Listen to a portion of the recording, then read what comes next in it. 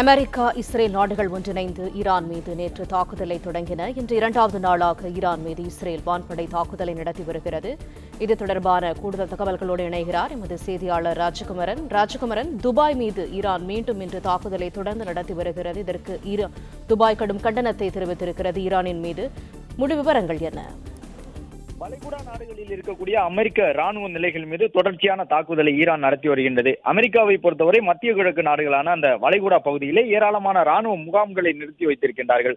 அதன் மூலமாக அந்த முகாம்கள் வாயிலாகத்தான் கடலை கண்காணித்து வருகின்றார்கள். கடல் போக்குவரத்து எவ்வாறு இருக்கின்றது என்பதை கண்காணிப்பதற்காகவும், தங்களுக்கு எதிராக ஏதேனும் ஒரு நாடு செயல்பட்டால் அதன் மீது ராணுவ நடவடிக்கை எடுப்பதற்கு உரிய அவகாசத்தை வழங்கக்கூடிய விதமாகவும் ஆங்காங்கு ராணுவ முகாம்களை நிறுவியிருக்கின்றார்கள். ஐக்கிய அரபு அமீரகத்தில், கத்தார் உள்ளிட்ட பகுதிகளில் எல்லாம் அடுத்தடுத்து அவர்கள் இந்த ராணுவ முகாம்கள் நிறுவி வைத்திருக்கக்கூடிய சூழ்நிலையில் ஈரான் தாக்குதலை நடத்தி கொண்டிருக்கின்றது. அமெரிக்காவினுடைய படைத்தளங்கள் கண்காணிக்கப்பட்டு கிட்டத்தட்ட 27 படைத்தளங்கள் மீது ஈரான் தன்னுடைய தாக்குதலை தீவிரப்படுத்தி இருக்கின்றது. அனைத்து தாக்குதலுமே ஏவுகணை மூலமாக, ட்ரோன்கள் மூலமாக நடந்து கொண்டிருக்கின்றது. ஐக்கிய அரபு அமீரகத்தில் துபாய் உள்ளிட்ட பகுதிகள் தாக்கப்பட்ட நிலையில்தான் அதற்கு கடும் கண்டனத்தை துபாய் தெரிவித்திருக்கின்றது. துபாயிலே நேற்று விமான நிலையம் உள்ளிட்ட பல்வேறு இடங்களில் தாக்குதல் நடத்தப்பட்டது. இன்று இரண்டாவது நாளாக மீண்டும் துபாயினுடைய முக்கிய கட்டுமான பகுதிகளை மையமாக வைத்து, அதாவது அமெரிக்காவினுடைய தளங்களை மையமாக வைத்து இந்த தாக்குதல் நடைபெற்றிருக்கின்றது. இதற்கு துபாய் கண்டனம் தெரிவித்திருக்கின்றது. துபாய் மட்டுமல்ல, Saudi Arabia, Qatar, Bahrain, Saudi சுற்றி இருக்கக்கூடிய பல்வேறு வளைகுடா நாடுகளிலும் இது போன்ற தாக்குதலை ஈரான் தீவிரப்படுத்தி இருக்கின்றது. ஈரானினுடைய நடவடிக்கைக்கு துபாய் நாடு கடும் கண்டனம் தெரிவித்திருக்கக்கூடிய சூழலில் தொடர்ச்சியான தாக்குதலை ஈரானும் முன்னெடுத்துக் கொண்டிருக்கின்றது. அயத்துல்லா காமேனி கொல்லப்பட்ட பிறகும், அவரை அடுத்து இருந்த முக்கிய தளபதிகள் கொல்லப்பட்ட பிறகும் கூட ஈரானினுடைய தாக்குதல் வேகம் குறையவில்லை. ஏற்கனவே இன்று காலை ஈரான் தெரிவித்ததற்கு ஏற்ப வரலாற்றில் இதுவரை இல்லாத அளவு தாக்குதலை எதிர்கொள்ள நேரிடும் என்று எச்சரித்திருந்தார்கள். அதற்கேற்ப இரவு பகல் என்று வித்தியாசமின்றி முக்கியமான ராணுவ தளங்களை குறிவைத்து தாக்குதலை நடத்தி கொண்டிருக்கின்றார்கள். அமெரிக்காவினுடைய ராணுவ தளங்கள் என்பது பெரிய அளவில் பாதுகாக்கப்பட்டிருக்கக்கூடிய இடங்கள், வான்வெளி பாதுகாப்பு அமைப்புகள் அதை சுற்றிலும் உண்டு.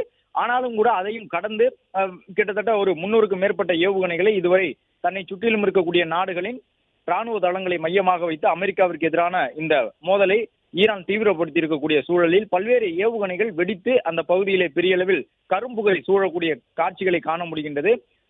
ஈரானினுடைய அந்த தாக்குதலை தொடர்ந்து துபாய் உள்ளிட்ட இடங்களில் எல்லாம் அங்கே இருக்கக்கூடிய மக்களுக்கு பல்வேறு எச்சரிக்கை அறிவிப்புகள் வெளியிடப்பட்டு வருகின்றன. அவர்களுக்கு குறுஞ்செய்தி மூலமாக அவ்வப்பொழுது அரசு தரப்பிலே வெளியில் செல்ல வேண்டாம், வீடுகளை மூடி வைத்த நிலையிலேயே இருக்க வேண்டும் என்பது உள்ளிட்ட அறிவுறுத்தல் வழங்கப்பட்டு வருகின்றது.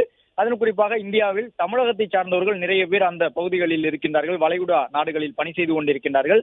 அவர்கள் அனைவரும் பாதுகாப்போடு இருக்கின்றார்கள். இந்திய தூதரகமும் அதற்கான நடவடிக்கையை மேற்கொண்டு வருகின்றது.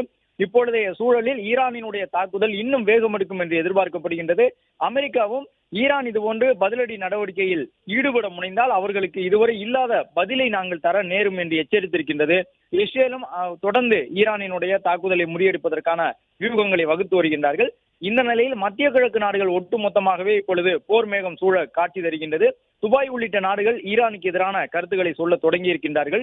இதுவும் ஈரானுக்கு ஒரு வகையில் பின்னடைவாகத்தான் பார்க்கப்படும். ஏனென்றால் இஸ்லாமிய குடியரசில் இருக்கக்கூடிய நாடுகளும் ஈரானினுடைய நடவடிக்கையை கண்டிக்க தொடங்கி இருக்கின்றன.